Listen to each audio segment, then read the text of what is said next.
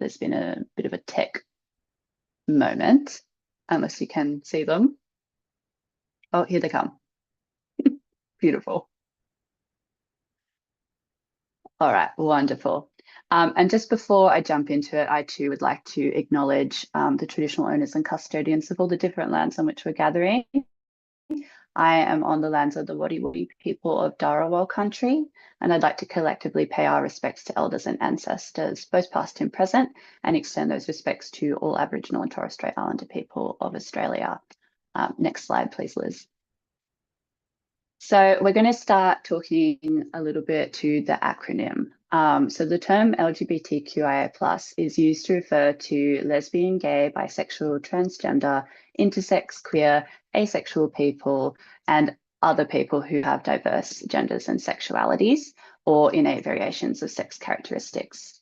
Sometimes the acronym is expanded to include SB, which stands for Sister Girl and Brother Boy, which are terms that are used in some Aboriginal and Torres Strait Islander communities, and it describes gender diverse people who have a female or a male spirit and take on those roles within their community.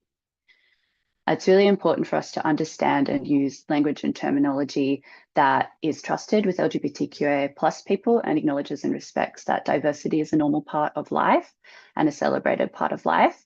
And it also helps to reduce stigma and discrimination and ensures that services, practitioners, and organisations are inclusive, respectful, and creating safe spaces. Now, as seen in the webinar flyer for today, ACORN generally will use the initialism LGBTQ+, and we choose to defer to intersex-led organisations to support and speak on behalf of intersex communities. We always recommend Interaction, which is Australia's leading peak body and organisation for the intersex community, and we also endorse the Darlington Statement. Notwithstanding this position, the information in the webinar today may be applicable to LGBTQIA+ people across Australia. It's also really important that when we're talking about LGBTQ+ people, to acknowledge that there's lots of different intersecting backgrounds within our communities, and every single person will have a different experience. So, for instance, the impact of racism and colonisation for Aboriginal and Torres Strait Islander community members will affect both their experience of violence as well as their access to support afterwards. Aboriginal and Torres Strait Islander brother boys, sister girls, trans and queer mob often face greater and more nuanced barriers when seeking support after experiences of violence. And so on our next slide, we're going to watch a video which speaks to sexual violence, but it's really applicable to coercive control and all forms of violence since the invasion of Australia. Next slide, please, Liz. The impact of racism and colonisation on access to support for Aboriginal community members. Disclosing sexual violence is never easy. And there are a lot of reasons why people might not choose to formally report it. Some members of the LGBTQ communities face greater barriers to reporting violence and accessing support services. This is true for Aboriginal and Torres Strait Islander brother boys, sister girls, trans and queer mob. Colonisation brought big changes to our ways of life, disrupting our cultures, societies, and disconnecting us from our lands. But it's important to understand that the impacts of colonisation didn't just fade away with time. Aboriginal and Torres Strait Islander peoples continue to experience mistreatment, injustices and systemic discrimination that affect our daily lives. There's a long and an ugly history of discrimination, police brutality, profiling and violence caused by systems and policies that were put in place in this country. Many people in our communities may have a distrust of justice, police and health systems and feel unsafe seeking support from them. Reporting to the police could bring a very real fear of increased surveillance, targeting, or harassment. We may also fear not being believed, that our reports will be not taken seriously, or our experiences will be downplayed. For many generations, our voices have been silenced. And we have faced discrimination for just being ourselves. Colonisation attempted to erase our identities, both as blackfellas and as brother boys, sister girls, trans and queer mob. And many of us have experienced the lasting effects of this through unfair treatment. It is really helpful and supportive to educate yourself about colonisation and racism and how it affects our experiences. Responding to a disclosure. It takes a lot of courage to disclose sexual violence. And there are many ways you can support someone who chooses to disclose to you. One of the most important things you can do is to believe them and let them know that you support them. Respect their boundaries and privacy and yarn with them about how they want to be supported. Sometimes just having someone to listen helps. They may want help to find services that are inclusive and culturally safe, or someone to attend appointments with. Encourage them to do things that support their well-being, like connecting with country. This could look like going to your local park to sit on the grass in the afternoon sun, or heading to your local beach to put your feet in the sand. Our cultures have always been inclusive and affirming, and our communities find strength and resilience in collective care. Reaching out to a trusted elder or community member can be incredibly healing. Brother boys, sister girls, trans and queer mob have unique cultural and spiritual connections, roles and responsibilities that have been deeply woven into our communities for hundreds of thousands of years. And we deserve support and services that recognise, respect and validate all our identities. We have always been here. And we always will be.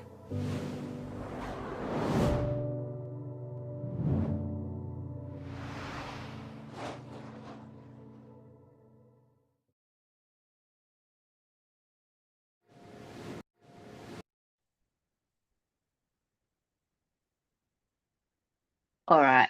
I've heard that some of you could not see the video. Apologies for that, but you've heard it. It's a really beautiful video, and there are lots more that can be found on the Say It Out Loud website, and they'll be in the pack after this webinar as well. So don't worry, you'll definitely be able to see them. So now we're just going to have a look at some of the data from La Trobe University's research series, Private Lives. So this is the current largest national study that has ever focused on the health and wellbeing of LGBTQ plus people. So in 2019, Private Lives 3, they collected data from just under 7,000 LGBTQ plus respondents who are aged 18 to 80 plus years from a wide range of genders and sexualities. And they found that 3 in 5, or 61%, had ever experienced violence from an intimate partner.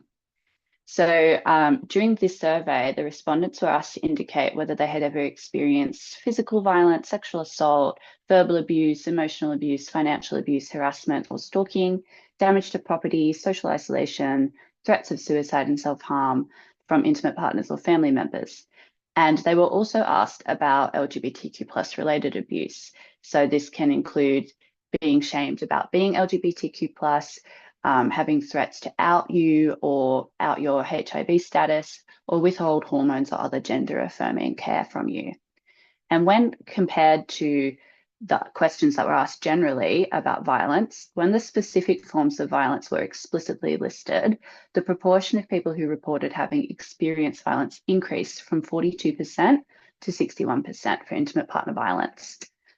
And it was also found that experiences of intimate partner or family violence were more common for LGBTQ plus people with disability. And while this sample is the biggest sample we've had nationally, it hasn't been an ongoing piece of research. And so there really needs to be more funding given to ongoing population level surveys, so we can make sure that the data that's being captured is in fact generalizable to all LGBTQ plus people across Australia. Next slide, please, Liz. So what is coercive control? It's when someone repeatedly hurts, scares, or isolates another person in order to control them. It's domestic abuse, and it can cause serious and ongoing harms. It's also an ongoing and repeated pattern of behaviour, and it can happen in all kinds of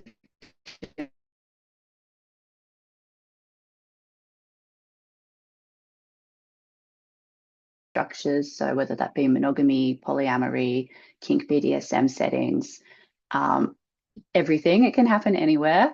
It could be a family member, a person you live with, like a roommate, a friend, or someone who provides care for you.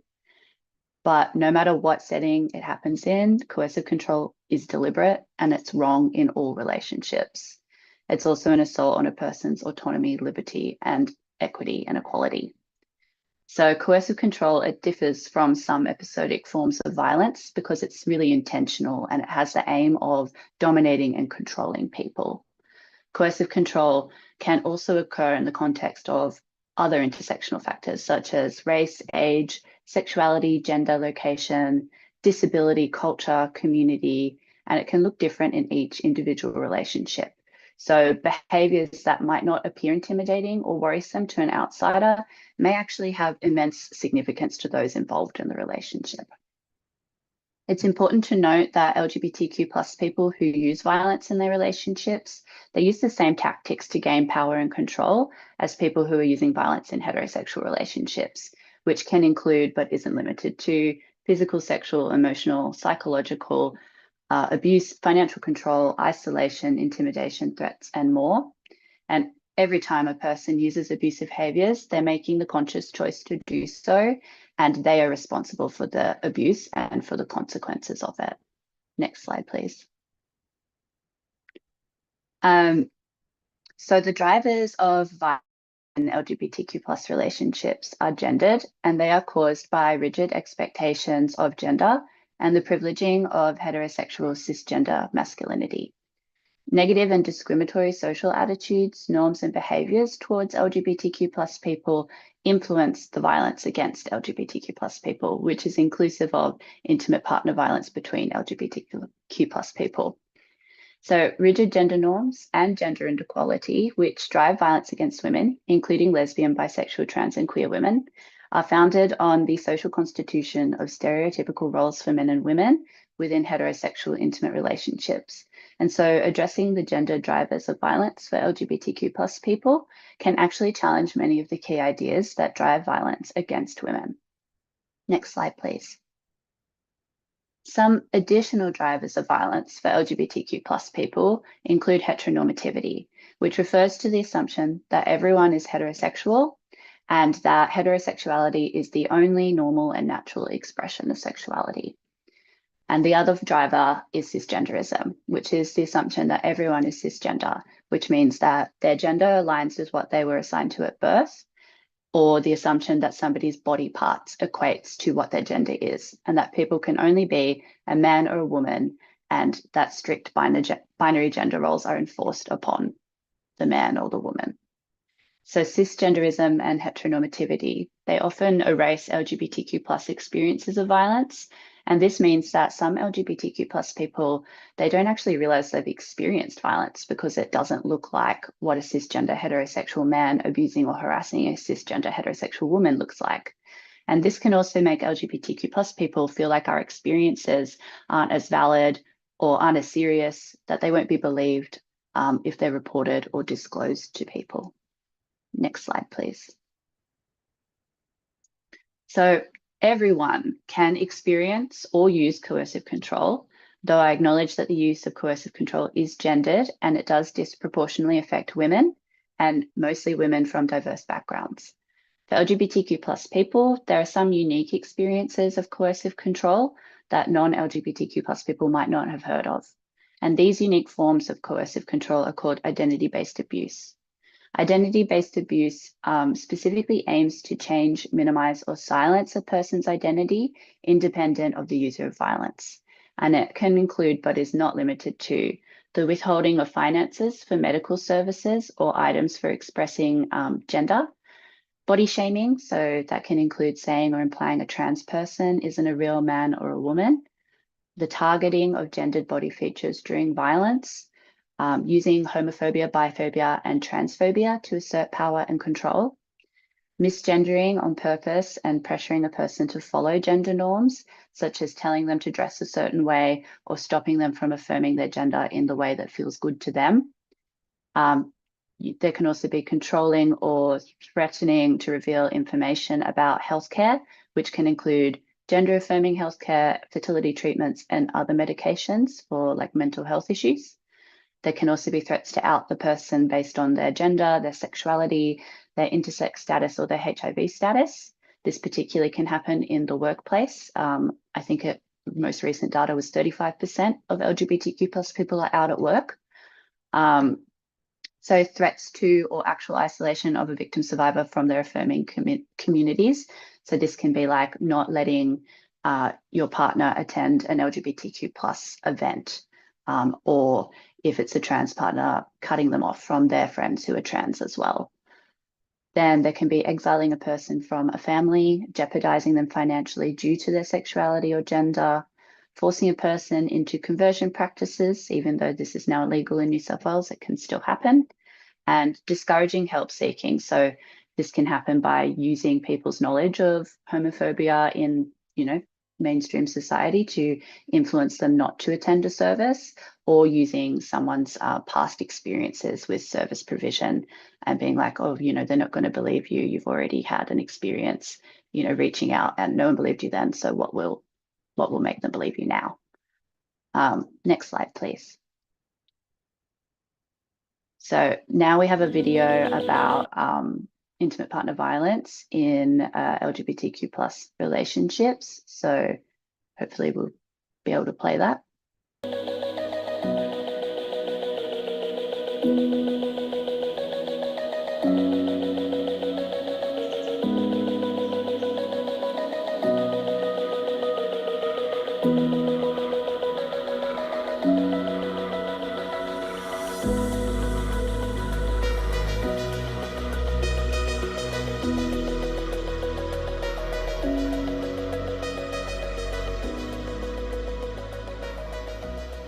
We live in a world in which we see the gendered framing of intimate partner violence, and we know that to be true, that it's a gendered crime, but we don't necessarily have that nuanced understanding of how that plays out in LGBTQ relationships, and that they actually do play out, some in the same ways and some in unique ways to our relationships as well. To increase community readiness in the LGBTQ community to be able to access services and to identify intimate partner violence means that we really need to strengthen our communities. And the way that we do that is by funding programs, prevention campaigns, education campaigns, to really increase people's understanding of not only what a violent relationship might look like, but also a real strengths-based, ethical and non-violent relationship, and what that looks like, because it really starts from there. I think it's important to make the point that the type of violence that we see and the tactics that we see in violence in straight relationships, we absolutely see those in LGBTQ relationships. But it's an important question to think about, that there are absolutely unique tactics. And the one that is kind of foremost or comes to mind immediately is around identity-based violence or identity-based coercion or threats.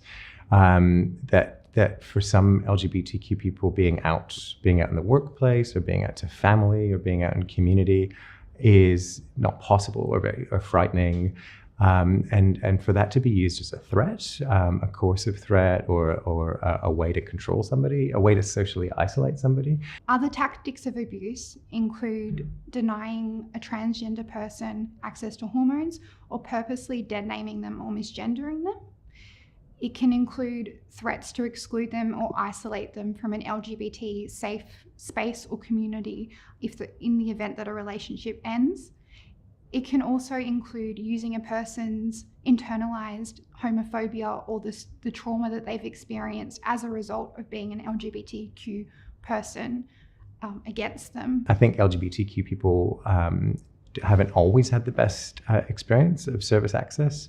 So I think that's another way that violence can occur in relationships, where a perpetrating partner may capitalize on that and say, listen, don't bother going to services because they're not going to understand you, or they're not going to listen, they're not going to be able to help. So cutting off that kind of what is essentially a lifeline for a lot of people in terms of help seeking.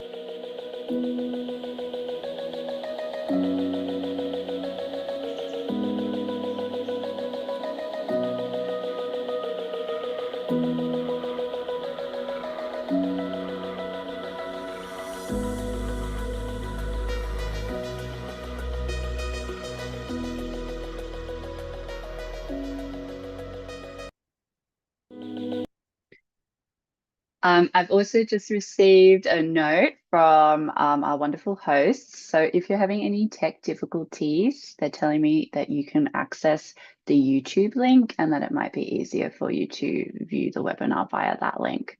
So sorry for any issues anyone is having.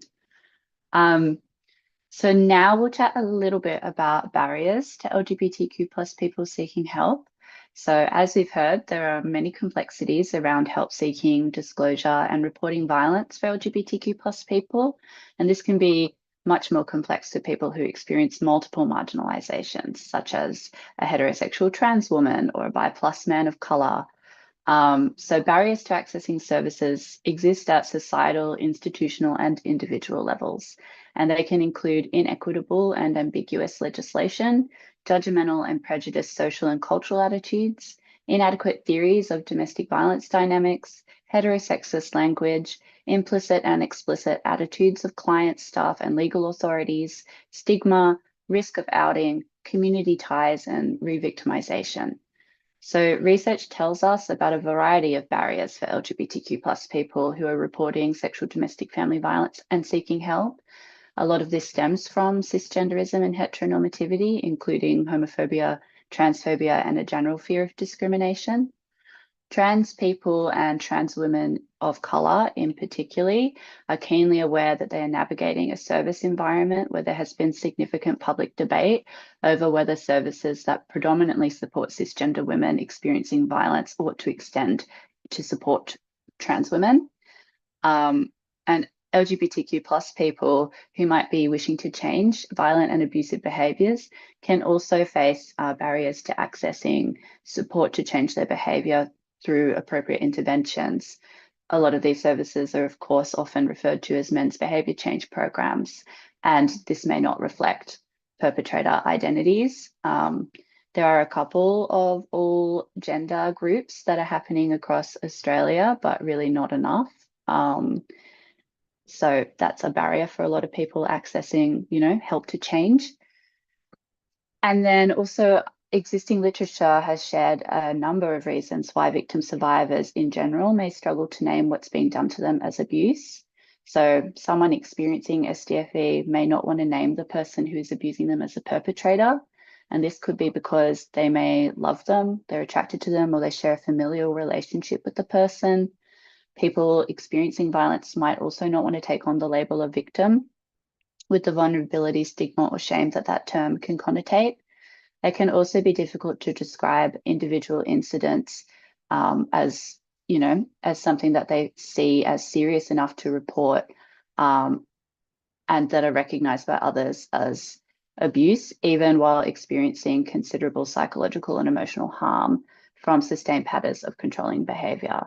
So there's this real high threshold, if you will, to abuse from people who have often experienced minority stress and ongoing discrimination throughout their lifetime. Some additional barriers include the strong sense of solidarity within LGBTQ plus communities.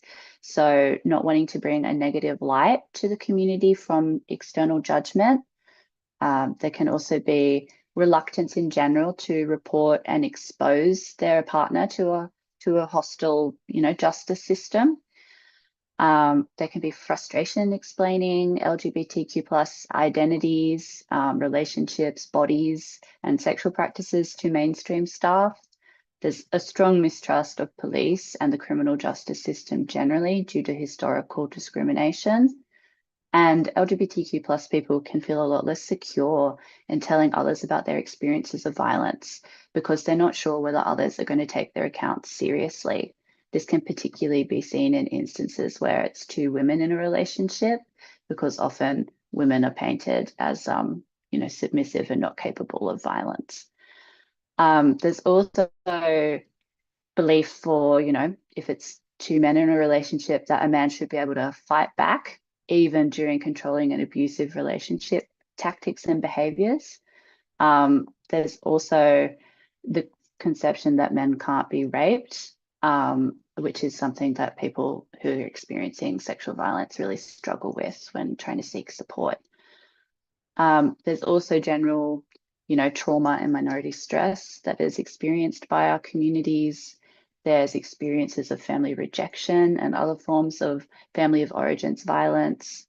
Of course, the historical framing of violence against women in Australia and the funding contracts which can limit service availability for all members of our communities can also be difficult to navigate. And there can be a lack of inclusive communication, and some people are just unclear about which services are they actually able to go to and seek support from. There's also this real fear of taking space away from cisgender heterosexual women, because a lot of community does acknowledge that it's gendered violence, and so they feel like they can't access a service because they'll be taking away a place from someone who might need it more than them.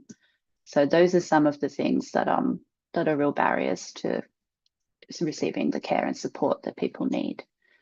Next slide, please.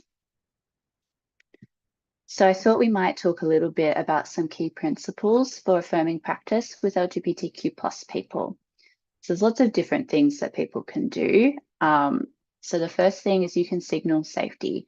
So these are quite small things. So it's like having a badge with like an ally sticker on it, or having the flags, you know, in your office, posters that show LGBTQ plus people. You can share your pronouns, whether that's in your email signature or on a name badge. You can join, you know, accreditation programs such as the Welcome Here project or Rainbow Tick, but you do have to make sure that if you're joining those, you're not being tokenistic. So making sure that you really are looking at your policies and your practices, looking at your intake forms, just making sure that all staff are trained and upskilled and feeling really confident and able to talk to LGBTQ plus people. Intake forms is a pretty big one. I find that it is honestly the first signifier about whether a service is inclusive. So like I'm a non-binary person. So if I go into a service and it's got what's your gender, male, female, automatically I'm not included in the intake form. So it's like you then have to explain who you are, what it means, you know, like what support you need. And if someone's coming to you from a traumatized, you know, instance, that's really hard to be able to advocate for yourself in those ways. So intake forms are a really big one. There's a resource on TransHub about how you can do inclusive intake forms, and I'd really recommend checking that out. You can also join a network. So there's an LGBTQ plus domestic family violence interagency that you can join. ACON convenes it once a month, and it's a place for people to come across New South Wales, chat online, keep updated about what's happening for community, share events and, you know, opportunities to work together. So if you're interested in that, please feel free to send an email. But yeah, those are some really great ways you can signal safety to community. The other thing you can do is shine a light. So this involves looking inwards at your own understandings. Do you maybe have any misassumptions or biases that could be harmful or frightening to an LGBTQ plus person? And then doing some reflective practice around that and sort of unpacking it, whether that's with your external supervisor or in your own time through, you know, journaling and mindfulness. Do no harm. So think about what you say and how it might be heard for an LGBTQ plus person. Language, it really builds trust. So try and mirror language where possible. So if an LGBTQ plus person, you know, refers to their chest instead of their breast, make sure you also refer to it as their chest. You know, like things like that. That's really important. And actively look for barriers that you can decrease or eliminate. So this can be things like if your service needs to use the legal name of someone, but that person uses a different name, explaining to them that that's the case and that you'll make a note on their file that they want to be called by, you know, their name that they've chosen, and make sure you communicate that to other staff members. That can be really helpful, and some advocacy that you can do in your day-to-day work. So you can also say something. So you can challenge negative stereotypes and discrimination as you hear them. This can be done through simply interrupting someone, questioning why it's being said or asked, educate why it's a problem, and express general support for LGBTQ plus people. This can be especially powerful for trans communities. So I find it really helpful if I'm in a meeting and someone misgenders me. It's actually really refreshing when somebody else is like, hey, actually, Jade's pronouns are they, them. And it just takes the burden off of me to then have to do that self-advocacy work all the time. So just things like that, I feel like, cisgender people, I really want you to feel empowered to be able to say those things and be there for community, because we're really nothing without our allies. So that's something that's really important, I feel. We can also lead with compassion, which I'm sure all of you are already doing, but it still bears to say, that we try to respond to the needs of all people, acknowledge diversity, respect it, and be really aware of equity instead of always equality. So some people will need extra support than others, and that's okay. People need to feel able to come to your service with their whole self and not have to hide bits of themselves to get, compassionate care. Next slide, please. So what do inclusive, safe and affirming sexual domestic family services look like in practice? We touched on a few of these just before, but I thought I would, chat to you about some evidence-based stuff from La Trobe University's Opening Doors research, which is really great. If you have time, I do recommend having a flick through it. It's super practical. I think it'll be really helpful for everyone who works in the space. But some key things that they outlined in their research was using people's correct pronouns, uptaking, oh my goodness, English is my first language and yet it escapes me, updating intake forms to be inclusive, acceptance and affirmation of a client's gender and sexuality, not asking any invasive questions or making them feel pressured to defend who they are. Their gender presentation or any of their intimate or social relationships is really important. Also, not assuming people's gender or the gender of their partner or partners is another key one. Believing LGBTQ plus clients' accounts of sexual domestic family violence and validating their need for care and support, making sure they know that they're very welcome in the space and that support is there for them and it's okay that they need support, I think is a really big one as well. So also using complementary forms of knowledge and expertise. So you will all have a basic understanding of trauma-informed and person-led care. So really relying on those sorts of theoretical frameworks to guide your work with LGBTQ plus people is really important. You can also bespoke tailored responses, so not preempting needs and meet the clients where they're at. So asking, how do you want to be supported? What can I do for you? And then if they're a little bit, if they're a little confused, then you can give them a couple of different options for what that might entail. So you can also enable choice in referrals. So that can be by having an internal referral list for safe and affirming professionals. This is really important, especially if you are a service who is restricted by funding. So if you can only, have trans women and cis women in your service, if like a trans man comes up or a non-binary person comes up to you, it would be really great if you have got a list of affirming practitioners you can then refer them onto. It takes some of the burden off of them, which is really important, of course, when you're going through trauma. Next slide, please. You can also seek help and advice from LGBTQ plus organisations. So in New South Wales, of course, there's ACON, there's the Gender Centre, ICLC, 2010. I'm sure there's heaps more of us, but I'm on a time limit, so I can't list them all off.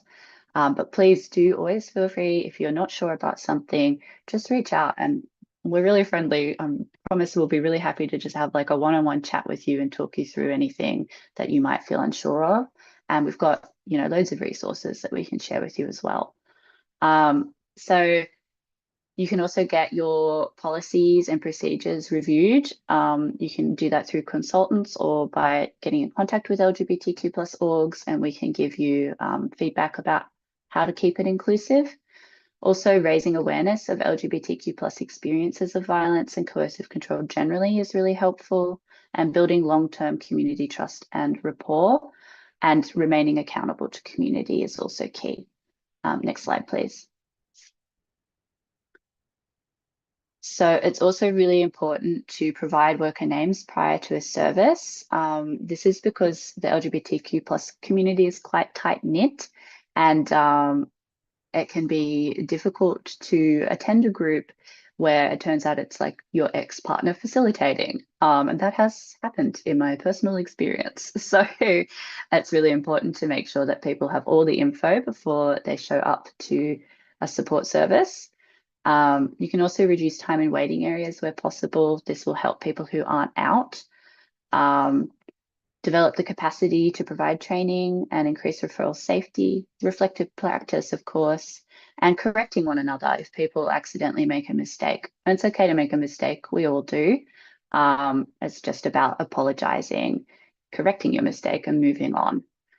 And then planning responses to resistance as well can be something that's really helpful. Next slide, please. So I just want to leave you with a few last messages. So listen to and amplify LGBTQ plus voices and our experiences of coercive control and include us in the conversation. This is really important because of the invisibility of LGBTQ plus experiences. So it's important to specifically name some of those forms of identity-based abuse as examples of harm.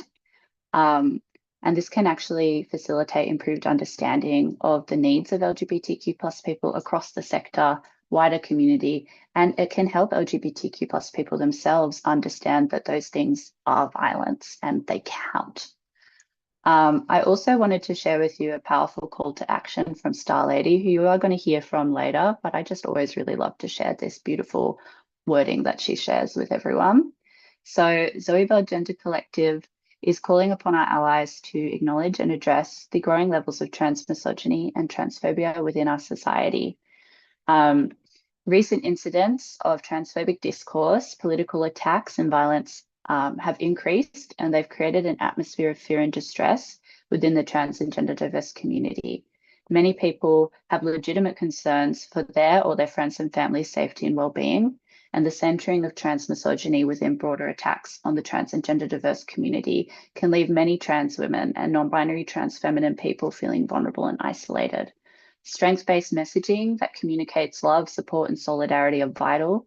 And as representatives of a diverse collective of trans women and trans femmes, we loudly advocate for your support and improved understanding of the needs of LGBTQ plus people across the sector. Thank you very much for listening and learning with me today. I really appreciate it. I'm going to hand back over to Karen. Thank you so much, Jade.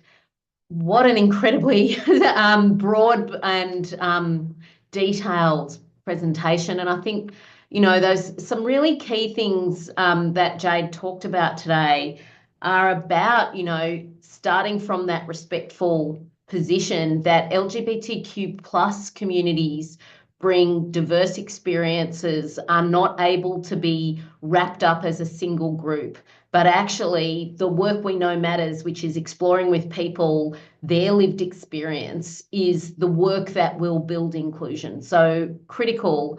Also, that as services, we know we will make mistakes and we know that our work is not always perfect. That doesn't excuse us from taking responsibility and seeking to do better, calling one another out, and deeply, you know, taking on that invitation to allyship.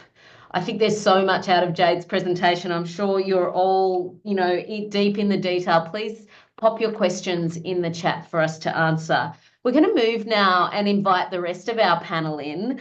We're so delighted to introduce Cecilia Henry, who's a lawyer from the Inner City Legal Centre in Potts Point.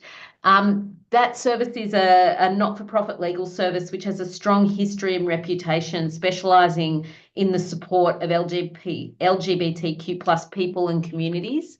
I'd also welcome Cecilia. I'd also like to welcome Star Lady, the director of the Zoe Bell Gender Collective, and we've already heard a little bit from Star Lady through Jade. ZBGC, Zoe Bell Gender Collective, is a trans and gender diverse service-led advocacy organisation providing a wide range of services and training. And of course, Jade will join our panel as well.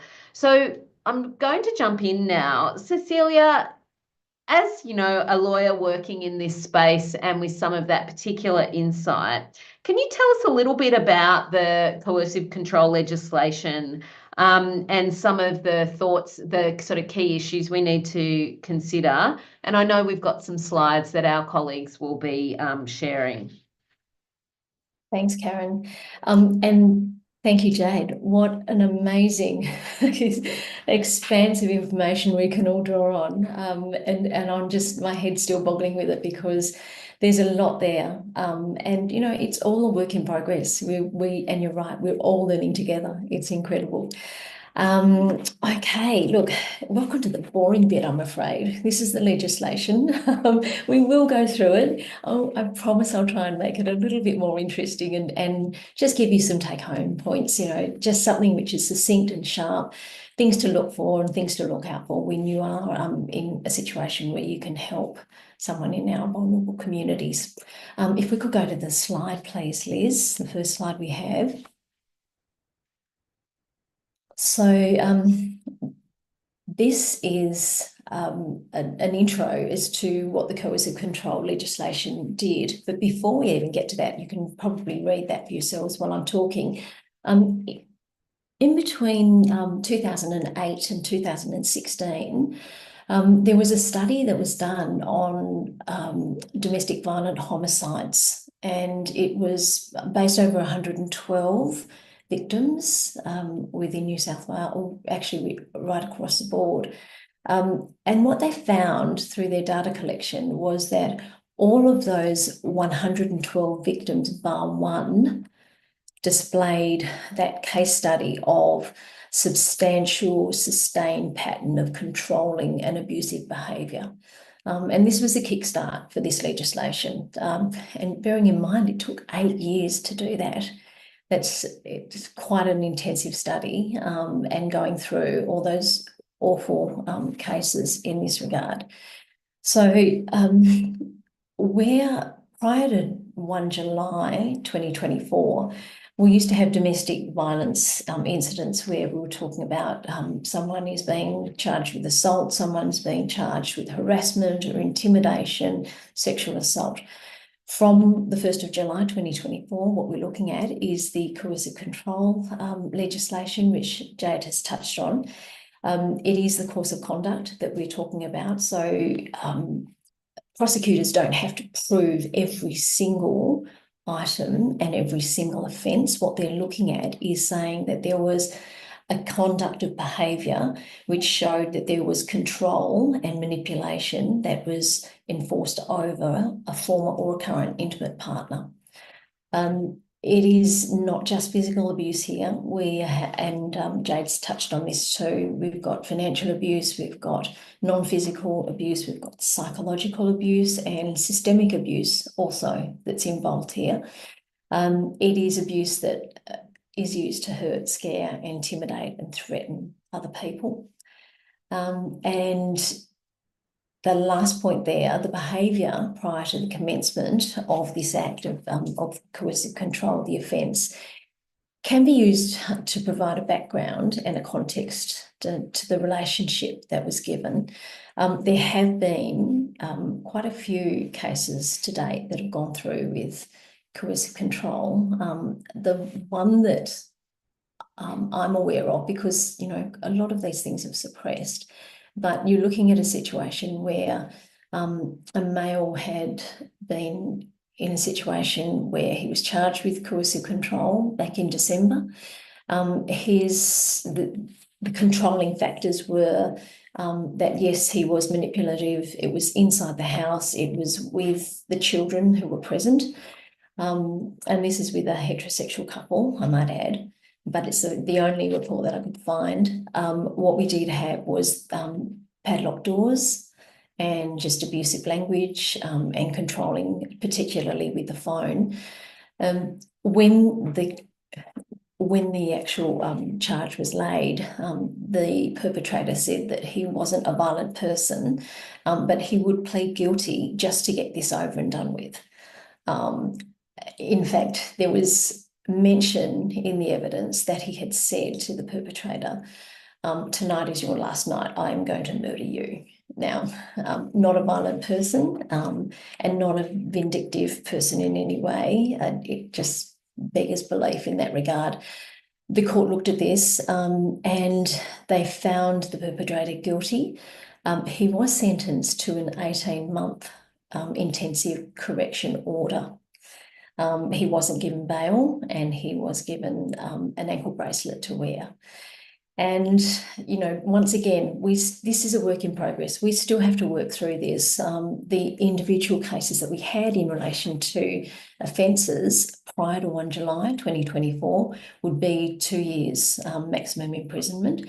We're now looking at 18 months for an intensive corrections order. We still need to work on this quite a bit. Next slide, please. So this is the actual section, and I will go through it quickly. What it deals with is that we have an adult who's a perpetrator, so someone over the age of 18. The victim is, there are no age restrictions there, but what we do need to know is that it is intimate partners only. It doesn't include family members, nor does it include carers. Where we're looking to show evidence is the evidence of the course of conduct that has happened, which is likely to cause either fear that violence will be used or some detrimental effect to the victim survivor that they can't actually go on with their daily lives. Now, the important thing here is that while this is seen as a test by someone looking at the events and saying, you know, this is reasonable that there should be coercive control and they're seen as an offence, what we're looking at is that there didn't actually have to be physical or actual violence that was triggered. It was just the fear that happened in this case. Next slide, please. So the meaning of the abusive behaviour, which is the coercive control. Yes, we're looking at violence and threats and intimidation by a perpetrator upon a victim survivor. Behaviour that shames, degrades and humiliates people. And that could be done in a myriad of ways, particularly in relation to that non-physical and non-verbal violence and abuse that we have there. Behaviour that prevents the person from doing anything, otherwise that isolates them. For example, insisting that they be home, having a GPS tracker, making sure that they know where this victim survivor is at all times. And also then we get into the situation where even if it's a situation of people wanting to practice and embrace their faith, it's being prevented from doing that as well. That can form a pattern of behaviour which comes under the coercive control offence. The situation that I just gave, the case study, depriving a person of their liberty and restricting them, which controls what they can do and who they can see, the isolation is particularly pertinent to that coercive control offence. Next slide. Thank you. So we're looking at the things that, even though we have a new offence and we do have a maximum imprisonment of 7 years, there are some other things that the legal framework allows us to do. The first thing is the ADVOs, apprehended violence orders. Now, the police can either take these out for you or you can make a private AVO. Normally in a situation with domestic violence, there will be the police assisting in this, and that just goes straight through. And we're looking at numerous conditions under that AVO which are tailored towards a particular victim or survivor. So that's with under section 16, where we can get the AVOs. We can also look at the police powers and what they can do in seizing and making further investigation as to whether this is going to be just an assault, just a sexual assault, or whether there is a huge pattern of behaviour here, which means that it signifies a coercive control offence. There are also protections for victim survivors. When they're giving evidence, they can have their name suppressed, they can have their identity and their image suppressed as well. So they also don't have to see the perpetrator in court in that regard.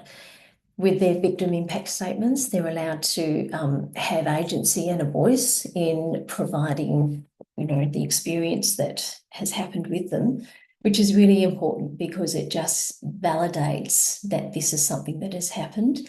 It's not in a person's head, and it's a situation which has to be looked at seriously. The other things I will mention quickly is within family law, there are different orders. There's a harmful proceedings order. There are cost orders if the court sees that the perpetrator, or possibly a male, is just not providing enough information or conducting themselves poorly in handing over information. And also with the coercive control, the bail laws have changed as well. So bail is not automatic. It is actually up to a perpetrator to show why they deserve to be out on bail. Next slide, please. So the misidentification and the systems abuse, there are heaps of things here in particular that we're looking at in where this is particular to people in the LGBTQ community, where there's discrimination. These things happen prior to a domestic violence situation. So people within vulnerable communities have to actually have a higher threshold of feeling like they're isolated, feeling like they're vilified, that they are victims, and the system's not going to help me anyway. And it's a situation which, the only thing that we can do here is spread that word, be alert to the little things that we can do, as Jade indicated, to just let people know that the people who come to see us for help, they do need their help, and they're in a safe place to be able to help us there. So when we look at what ICLC has gone through and how we treat victims, I just wanted to briefly touch on 2 case studies that we've had. And one of them is a perpetrator who was in a same-sex relationship with our client, and we'll name him Bill.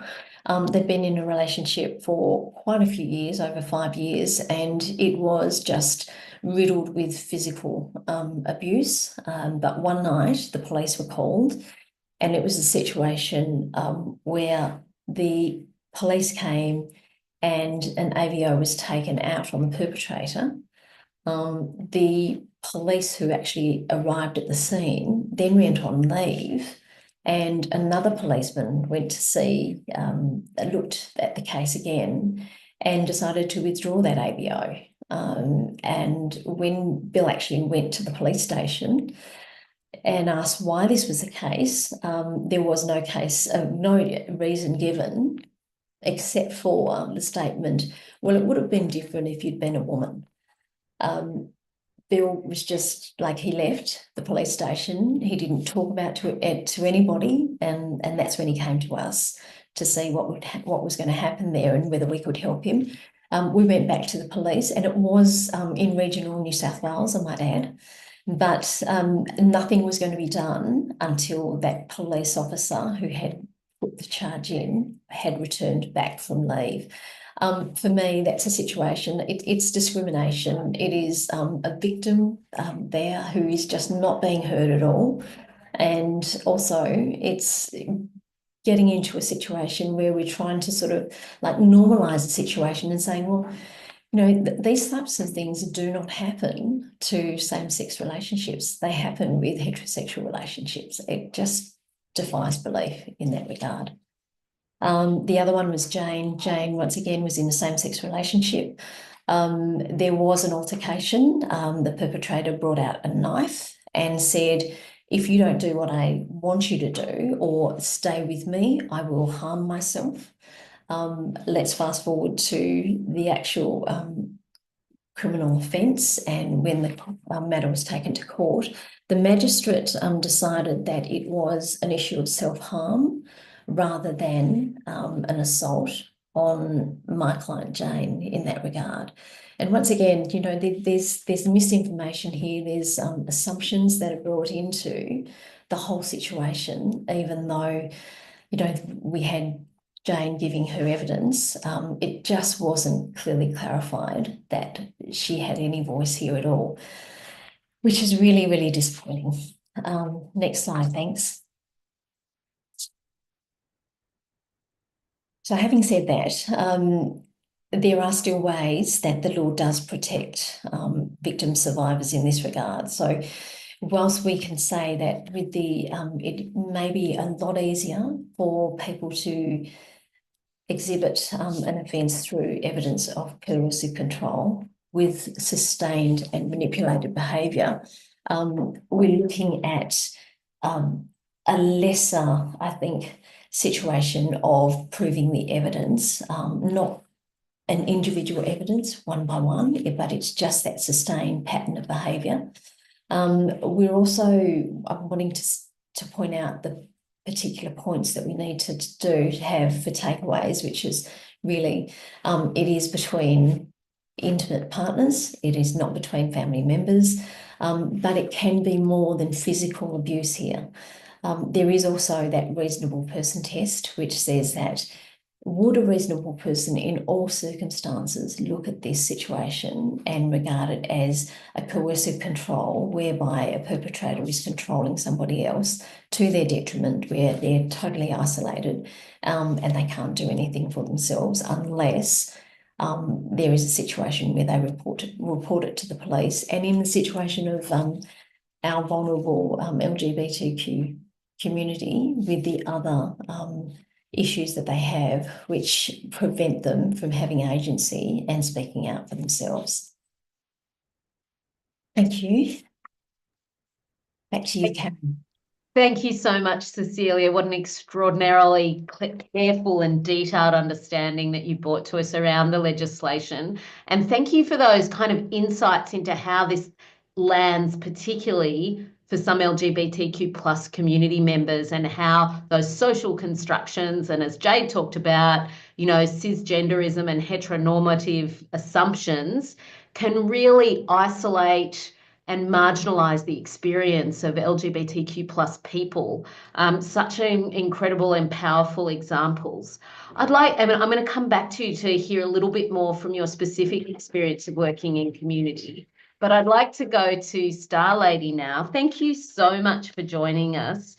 Star Lady, Zoe Bell Gender Collective, and, you know, in particular your work around the transfemme work has really kind of led the way in understanding some of the particular issues for trans women in relationships with men.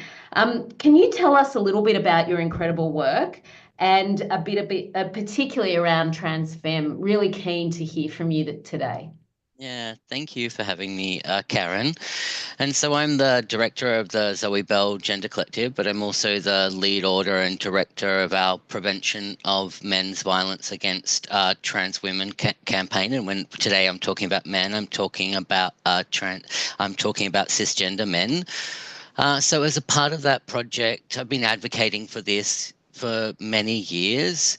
I think we first off need to start off by acknowledging the incredibly high levels of violence that trans women experience in intimate partner relationships with cisgender men.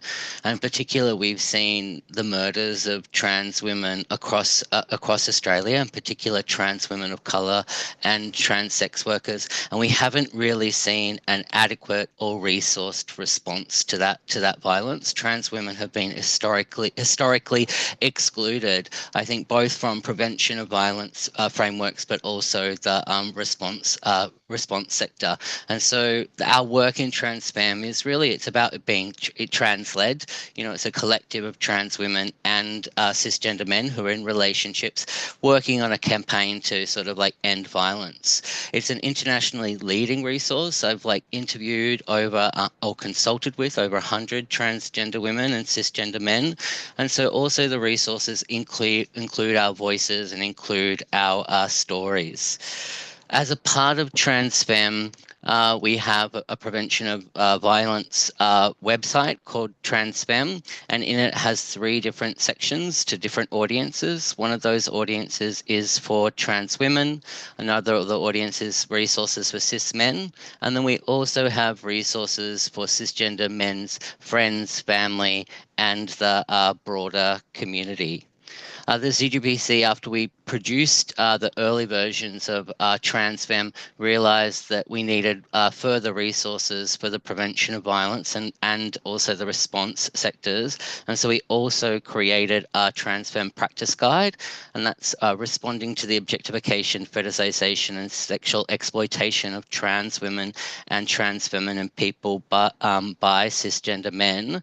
And that also has a lot of practice tips around how to identify trans women's experiences of intimate partner violence, as well as talking about the drivers of violence. And CGBC also does work in terms of like providing education and training to services to build their capacity in the response to trans women's experiences of intimate partner violence with cis men.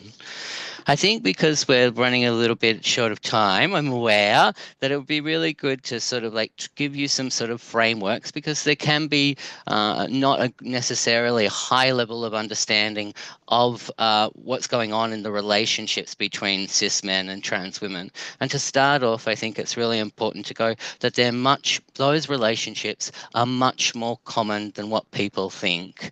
And that violence is hard, that the violence of the levels of violence that trans women experience are quite high.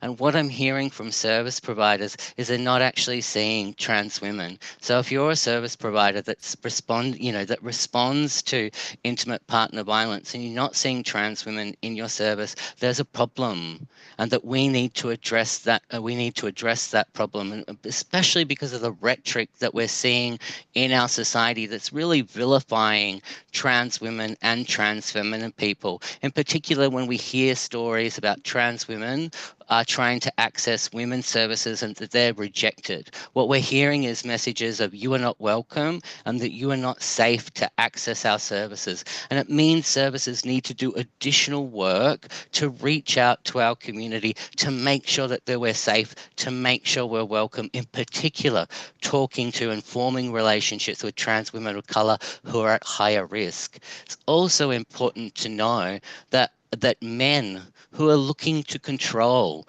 or who want to use violence and have power and control over their partners are looking for people who are vulnerable.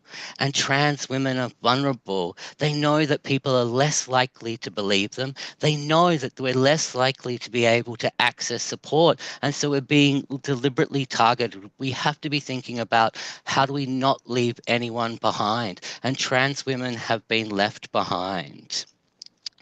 So many of the drivers against trans women and trans feminine people in relationships with cis men, they're the same. You already know how to do this work. If you know how to do work with women, you also will know how to do work with trans women. But there are some additional drivers of violence that Jade talked about, including heteronormativity, cisnormativity, transphobia, and transmisogyny. These systems of discrimination, in combination with dominant forms of masculinity, create a culture where men often feel confused or ashamed about their attraction towards trans women. It also leads to a society where the relationships between cis men and trans women are often devalued or are highly stigmatized, leading to men to feel that their friends, family, or communities won't support their relationships with trans women. And this has a significant relationships on those relationships and men's attitudes towards trans women. One of those is it leads to men fetishizing and objectifying trans women, because when you're not seen as worthy of a healthy or long-term partnership, it can lead to men treating trans women as an object of desire rather than seeing as a whole person. Also, many of the trans women we interviewed reported that men would often pressure trans women to keep their relationships secret or hidden, where those relationships were often limited to private spaces, such as private residences or hotels, or where they weren't taken access to public dating, like you weren't taken out to restaurants, so you wouldn't be able to go for a walk along the beach. But it also included men restricting trans women from meeting their friends, family, or broader community. Passing, so when trans women passed as a cisgender woman, where they can't tell, where people in the public can't tell that a trans woman might have a trans history experience, did impact trans women's access to public dating. But all trans women, regardless of whether they passed or not, were impacted by this idea that their relationships were to be kept secret to some degree. Trans women also experienced pressure or coercion to be hyperfeminine or to pass as a cisgender woman. And we know that all women experience that, but for trans women, that pressure is dramatically amplified. We also saw where trans women feel pressured or coerced in regards to their gender affirmation and whether they should or should not access different medical or surgical procedures. And so often in trans communities, we respectfully talk about top surgery or bottom surgery. And what ended up, men were often pressuring trans women to meet their own desires rather than supporting trans women's gender autonomy. And what it meant for trans women was sometimes they felt confused about what would they want, what was right for them, when they were being so pressured or coerced by their partners or about men sort of broadly. It also led to, men control who trans women disclosed their gendered history or experience with, where they might be sort of limiting their connections to LGBTIQA plus communities, venues, or friendships, in particular with other trans women, and particular with other trans women who did not pass, because men were more concerned about nobody knowing that they were in a relationship with a trans women in particular. We also saw, a lot. Sometimes we can have a sole focus on men, but we also need to understand the sort of family sort of context. And so coercion can also come from men's families, where they might pressure him to leave trans women, to leave a trans woman. And this may include the pressure for him to have his own children, like biological children, which you can't have with a trans woman. There are lots of different ways to have families in our society, but families would often pressure men to go, you can't have a serious relationship with her because you can't have children. But it also centered around families, often pressuring men to leave trans women through threatening to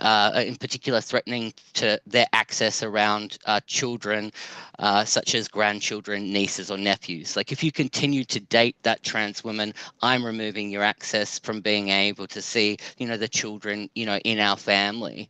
And these things in particular heightened the risk for trans women experiencing violence. And it was one of the factors that sort of drove violence. And it's why we created our resources on TransFem for people's friends, families, and broader communities, because it's one of the things that you need to do in assessment, because families and their attitudes can either be an incredibly protective factor in the relationships between men and trans women, or it can drive violence. And often we would see when men's friends, families, and communities shamed him for his attraction or relationships with trans women, we saw higher instances of risk and higher levels of violence.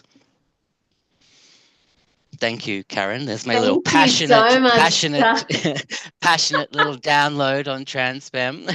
I think, Star Lady, thank you so much. I'd love to stay with you, but due to time, we're going to have to move on. But Yes. I just wanted to highlight, just how strongly Star Lady's comments remind us that as individuals and as practitioners, that we can make a huge difference to the marginalisation of trans women and their partners by our inclusion, by our language, and by being prepared to treat and work with those communities with the same level of respect.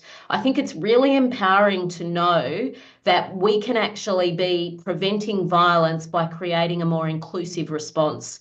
So I think that's just something like a takeaway for every single person on this webinar today, is that we can actually make violence less for trans women by creating more inclusive communities and more respectful interactions as practitioners. But thank you for that really clear and specific work. I don't think many of us get an opportunity for that perspective. Thank you so much. And I guess, thinking about some of that deep work, I want to come back to you, Cecilia, because I know that Inner City Legal Centre has done work with so many different diverse people within the LGBTQ plus community over many years. And I'm really interested to hear, what are some of the, issues and barriers that LGBTQ plus people report or you've seen or perceive around coercive control and accessing legal and other support services? I think Star Lady's given us a real insight into trans women, but I'm really interested in hearing some of your broader thoughts. Yeah. Look, I will be quick, I promise. So really the two things that come through to us very, very clearly is just fear of reporting and victim misidentification. So once again, we get back to that base level and baseline fear that we have of these gender diverse communities. They have a fear of discrimination. They have a fear that their services aren't inclusive, because they can't see the signs that Jade had indicated would be a friendlier and a more open and approachable place for them to come through to. They have a fear of how society sees them as well, and none of those fears relate to domestic abuse at all. So even then, that's enough for them to just not want to come and report to us, ICLC, to the police, or to somebody else who can reach out and help them.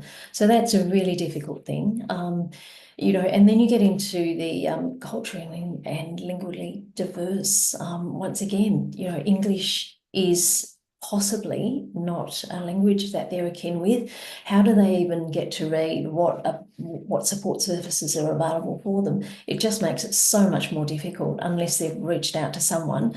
And how can they if they've been socially isolated? So that's a problem.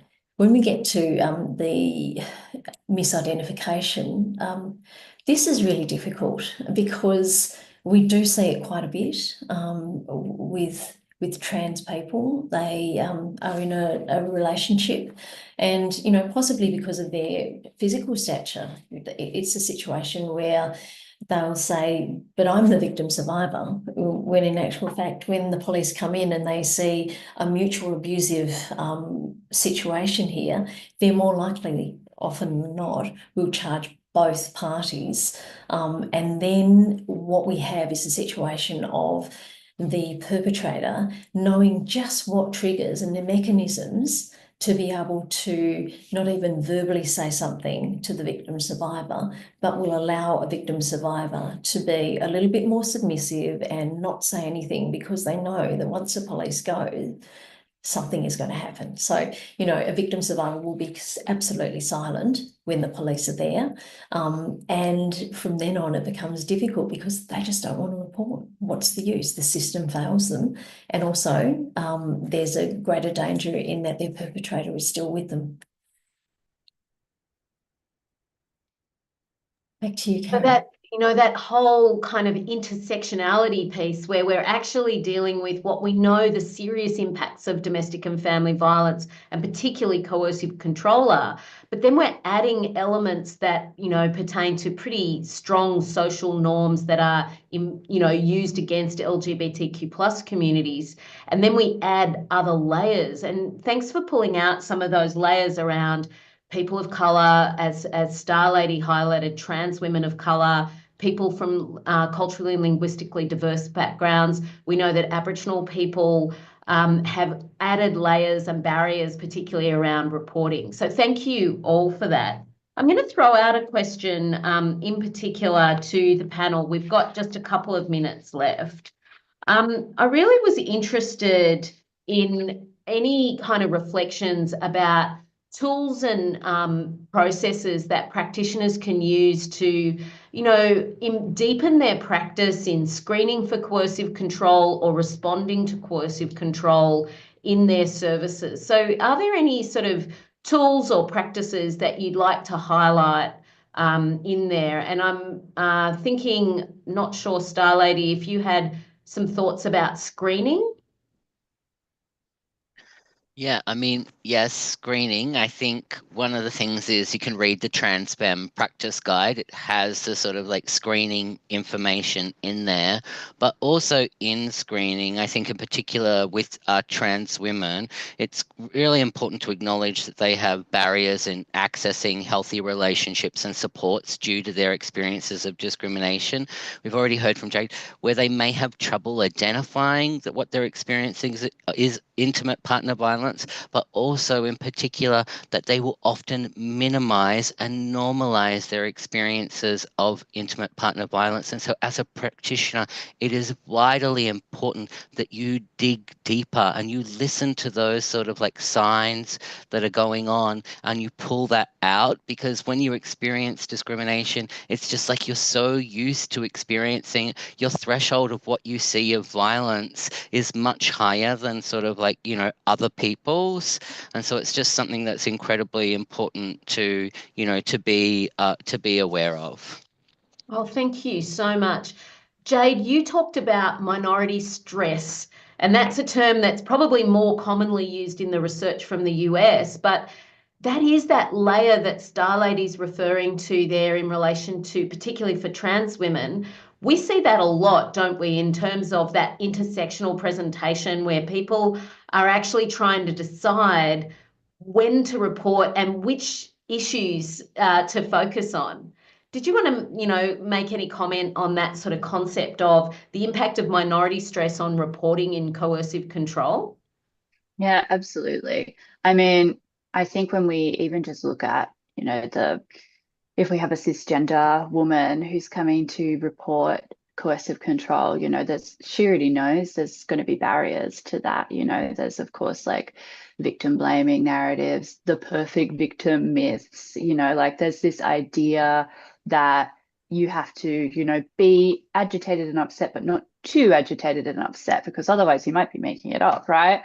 So there's already those barriers there for cisgender heterosexual women. So then when you add on top of it the layers of, well, who are this org I'm dealing with? Do they care about LGBTQ plus people? Oh my gosh, I'm poly, you know, like I've experienced violence from multiple partners in my relationships. Like, you know, there's like all of these other layers. And for each thing, it's like another layer of, you know, like it's stigma, discrimination. And you sort of have to decide which parts of yourself are you going to disclose in this thing. It's like, do I just tell them that this happened, but not tell them the context that it happened in? Do I pretend to be a cisgender woman when I'm accessing this service, if that's possible? You know, like I know that I've done that for safety reasons. I haven't disclosed not being non-binary because I can pass, which I don't love, but that's a whole different thing. But you know, there's like, which part of me do I let people know about? Like, which part is safe to tell people about? It's kind of the same as, you know, when you've experienced sexual violence, particularly like in, you know, like a sex on premises venue or something. Again, there's that added layer of discrimination, of stigma, you know. And then of course there's the historical context that until, what was it, 2016, LGBTQ plus people and our relationships weren't even recognized as, you know, legitimate by the state. So there's still a lot of that, and we've been historically and still to this day told not to speak about our relationships, you know. So a lot of people are used to not speaking about it. They don't know what a healthy relationship looks like for us. It's not taught in respectful educations at schools. We're not included in sex education in schools. Like, our young people aren't being taught how to have healthy relationships. And so of course that's going to translate into when you're an adult, you've never had that education and you don't know what it looks like. So there's all these different layers and complexities to coming forward and knowing that you're going to be safe. And if we're being honest, a lot of, you know, the resistance to even cisgender heterosexual women coming forward, it's all over the news. Like, it doesn't really look appealing to come forward and be like, hey, this happened to me too, when you're already seeing what's happening to these women who have more privilege than you do. Like, the system doesn't feel safe for a lot of people. Thank you so much, Jade. And I think you've summed up some of the themes throughout today. I'd like to thank Jade Parker from ACON, Cecilia Henry from the Inner City Legal Centre, and Star Lady from the Zoe Bell Gender Collective for an extraordinary panel. We could have done this for another hour easily. Thank you for your expertise. I think a lot to learn, but also empowering for practitioners to know that they can actually be part of this change, and that there are resources around for you to access to really lift your practice to be inclusive, respectful, and to acknowledge the significant diversity in our community from LGBTQ plus communities. I think I'll quote Star Lady, and I think Jade probably said it too. If you aren't seeing trans women in your service, if you aren't acknowledging LGBTQ plus communities in your service, you're not seeing them, it's because you aren't asking enough questions. So that's a real invitation to us all. Thank you for your attention today. There will be a digital resources pack out to send a bunch of resources to you to help you in your next steps in this work. I think there will also be some questions answered. Thank you for your questions in the chat. Our next webinar in this series will be working with First Nations people who experience coercive control. That will be an absolute critical piece of webinar conversation. Join us on Tuesday, the 22nd of July for that session. A recording of this webinar will be made available for later access, so please keep an eye out for the link that will be emailed to you. Thank you for joining us today. Together, we can make meaningful steps towards addressing coercive control and supporting victim survivors in their journey to safety and healing. And thank you to our presenters who've taken us and guided us along that path today. Please fill in the evaluation form. It really helps us target information more specifically. So we'd be so grateful if you could fill that form in. On behalf of CCWT, thank you again, and we wish you a wonderful afternoon.